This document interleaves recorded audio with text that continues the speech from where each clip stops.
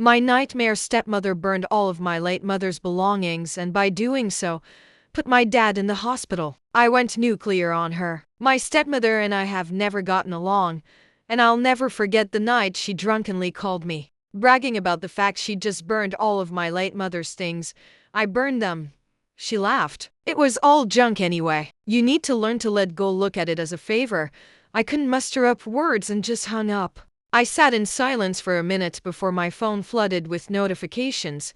Pictures upon pictures of ashes, accompanied by laughing emojis. My dad and I were actually on a camping trip when this happened, so I woke him up to tell him. He thought I was joking, but when I showed him proof, he went pale, stepped outside his tent, and clutched his chest, having a heart attack. I called an airlift. It took 15 minutes for the helicopter to arrive, and we immediately flew to the hospital. The doctors told me not to get my hopes up. All this was happening while my stepmother was blowing up my phone, demanding I answer her calls. I ignored them and held my father's hand the entire time. He made it to the ICU, hooked up to machines, and I sat bedside, watching his chest rise and fall. The thought of losing him was unbearable. I tried to be strong, but the guilt was overwhelming. I thought, if I hadn't told him, he would have been okay, but deep down, I knew that wasn't true.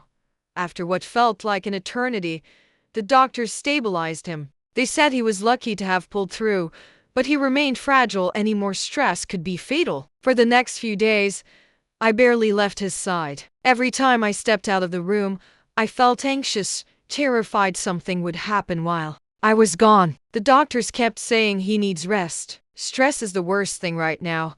But it was hard. Considering my stepmom had burned all of my mom's possessions, my stepmom was always bitter about my mother and the sweet things our family said about her. Last Thanksgiving, we were all gathered around the dining table. My dad had brought his new girlfriend, my soon-to-be stepmom, to a family holiday for the first time. Everyone was curious about the woman who'd finally brought a smile back to my dad's face after years of grief.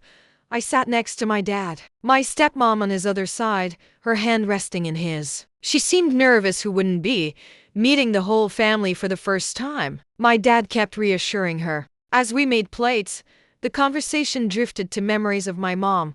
Like every year, her best pecan pie, sneaking extra slices for my cousin Jake, and how she made everyone feel special. My stepmom sat smiling and nodding, but I felt tension building. When Uncle Joe started the prayer, the energy shifted. We bowed our heads, and he said, "Lord, we thank you for this meal and our family gathered here. We especially ask you to bless Mary's soul. May she rest in peace, and know she is missed dearly every day."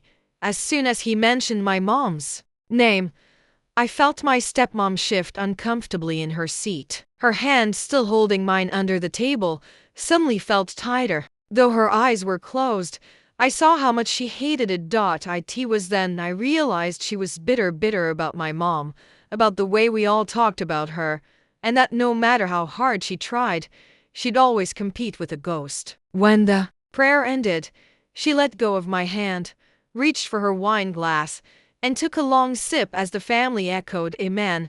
My dad smiled and squeezed her hand again, oblivious. But I saw it. One day at the hospital, my dad woke up more alert than he had in days and said he needed to talk to Stephanie. I was scared for him and for what might happen if we pushed her too far, but he insisted. I agreed we'd confront her together once he was discharged. When we got home, the tension was heavy. My stepmom sat in the living room watching TV, as if nothing had happened. The sight of her made my blood boil, but I kept it together for my dad's sake. He told her we needed to talk. She tried to greet him with open arms. He pushed her away. Stunned, she asked what was wrong. He laid it out. "You burned all of my wife's things."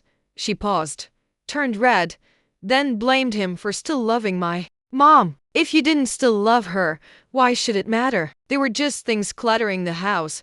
She screamed that he was being too dramatic, that it was time to move on, and that we should thank her for removing the clutter so we could heal faster. My dad snapped. "I paid the mortgage. My name's on the documents. You need to leave immediately." That was the final straw. She refused to leave and the argument got heated. Dad looked pale again. I urged him to sit down, fearing another hospital trip. Even weak, he stood his ground. These were her things, you threw them away because you wanted more space. She rolled her eyes, called him dramatic, and said if we had a problem, we could leave. I couldn't hold back.